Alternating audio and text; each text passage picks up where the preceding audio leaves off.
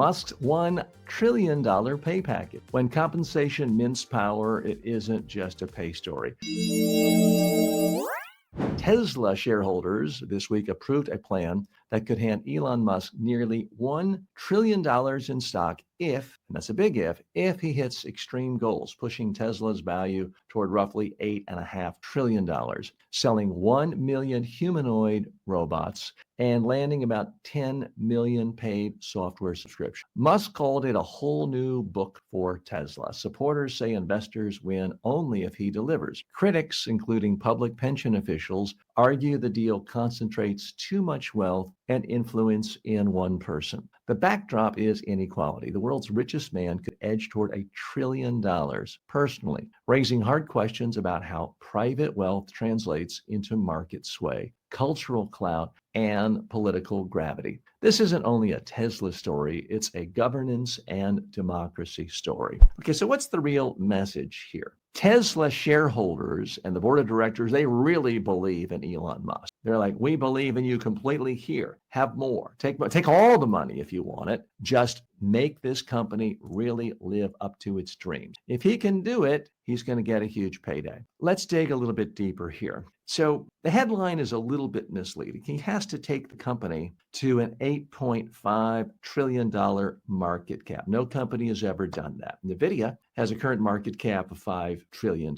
That's the biggest ever. So that's a huge, huge jump. If you say to me all of a sudden, TJ, we're going to give you an Olympic gold medal, all you have to do is run a mile in 2.5 minutes, it's not very meaningful. I'm not going to run a mile in 2.5 minutes or 8.5 minutes for that matter. So some of this may just be huge PR spin, story weaving on the part of Musk and Tesla management. So you have to take that into consideration. Let's not forget, if Tesla were valued the way a perfectly fine, profitable car company is valued based on price to earnings ratio of other companies in the industry, it would be worth, what, 80 or 90 billion dollars today. Now, that's not nothing, but you don't get paid $1 trillion for managing an 80 or 90 billion dollar company. You get hundreds of millions of dollars, perhaps. So there are larger implications here. Let me state categorically, I am a capitalist. I'm a sane, sensible centrist. I do think that private sector companies should be able to pay their employees, their management, really whatever they want. There's a separate issue of then what does society do? You could have zero income tax if you want, probably too low. You could have 100% income tax. I'd say probably too high. I don't think either one of those statements would really shock most people.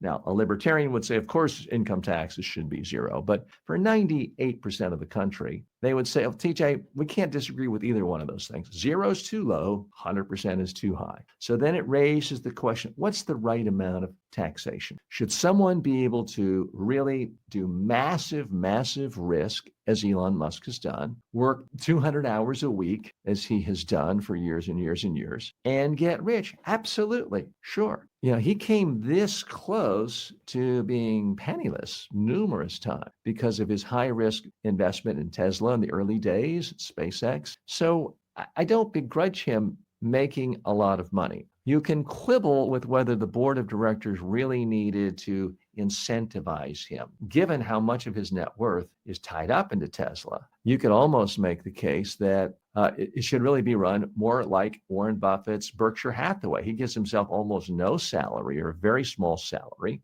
And when he raises the market value of Berkshire Hathaway, he gets rich. They could have simply done it that way because he's got so much money wrapped up into Tesla, he can't really afford to walk away and see hundreds of millions of dollars because a gigantic chunk of his current $500 billion net worth is based in Tesla stock. So here's what I think we as a society have to grapple with. It's fine to say we all believe in the free market enterprise system. And yeah, if you work hard and strike it rich and get lucky, you deserve to be rich. I think that's something most Americans would agree with, regardless of what party or ideology they're in. But at some point, things get so extreme that our basic concepts of reality and a society fall apart. Bear with me in a moment as we walk through this thought experiment. Obviously, if Elon Musk suddenly owned or was worth $30 trillion, basically the value of the entire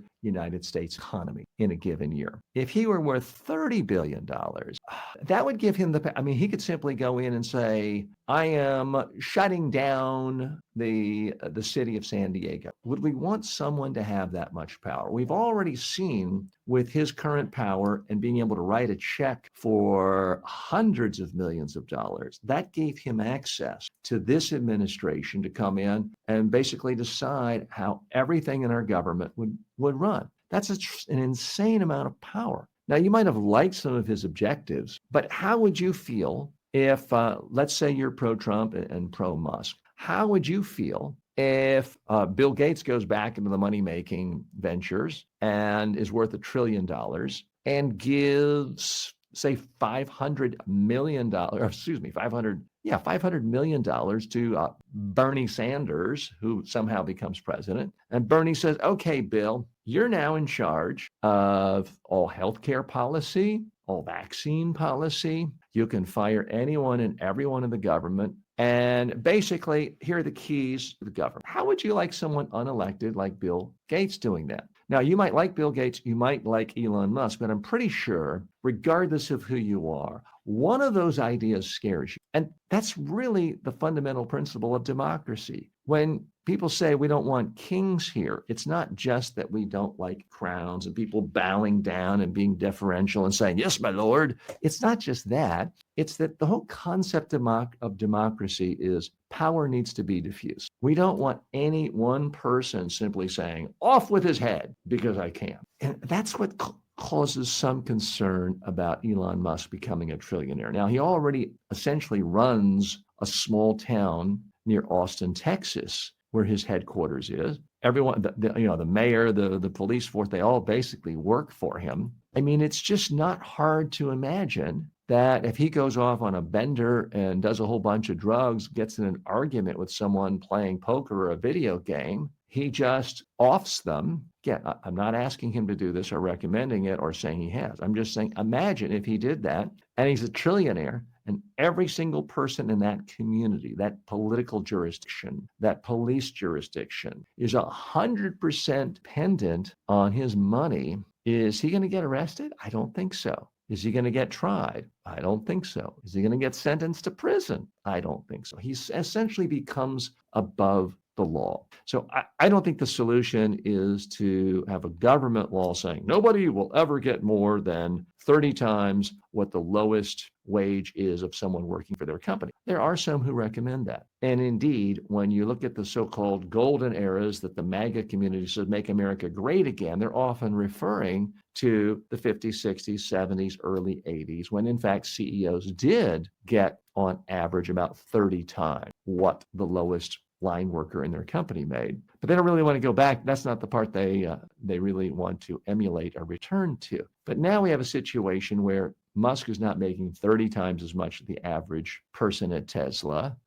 He's making like 1 trillion times more than the average person. I'm exaggerating, but only slightly. At some point, I do think government needs to come in and say, look, you can be rich. You can be really rich. You can be dirty, stinking, filthy rich. You can be a billionaire many times over. But at some point, we need a little bit of a leveling when it comes to taxation of someone that powerful. Certainly, if you're already worth, let's say, $300 billion and you had to pay a 1% wealth tax every year, you're at least giving $3 billion back to the coffers. And by most accounts, Elon Musk and Jeff Bezos, most of these billionaires, pay almost no taxes because it's so easy to have loopholes. They just say, well, I'm not taking a salary. It's all in stock, and I haven't realized my stock gains. So they just get bank loans, realizing they could pay off at any time with their stock. So for the most part, they're paying less in terms of the percentage of their income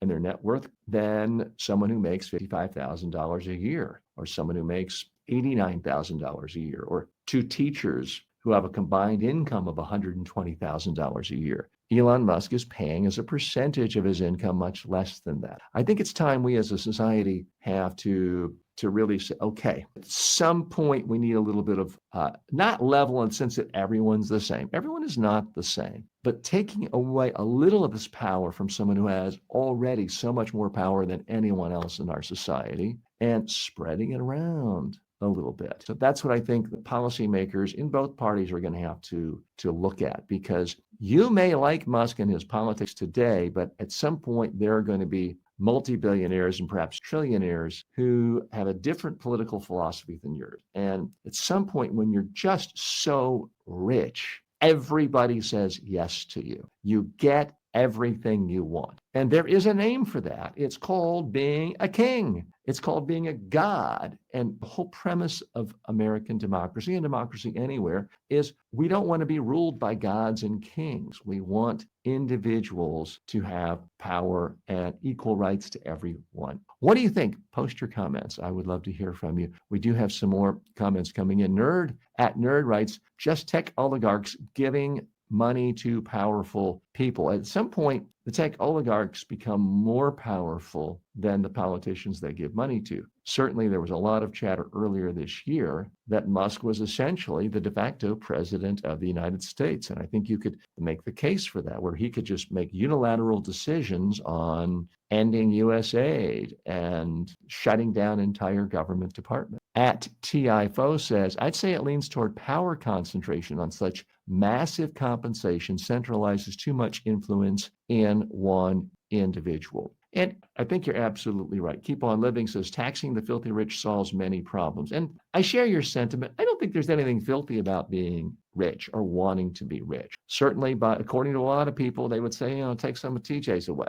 I don't think it makes you filthy, but I do think it does make you out of touch. It makes you conditioned to think, well, every idea out of my brain is genius because everyone's telling me what a genius I am. When you're a billionaire, it's harder for people to say no, much harder for anyone to say you are wrong. And it creates this hubris, and unchecked, it can really lead to a lot of problems. And that's why I think we need some way of fusing power, because great wealth is great power. There's always checks and balances in a democracy. Nothing is 100% pure. We don't have 100% democracy in the sense that pure democracy, if I get whatever I want to vote for, I could vote for the same person to be president and a senator and a member of the House and my governor. Well, we don't do that. We say we're going to limit any one individual's power. They can only hold one office. The problem is once you're a trillionaire, you basically control all the office. Everyone is afraid of you. Everyone's coming to you for money.